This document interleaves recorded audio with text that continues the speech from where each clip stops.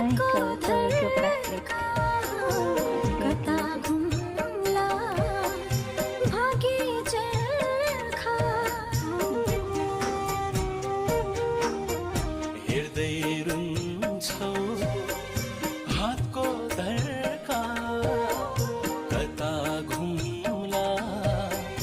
भाग्य चर्खा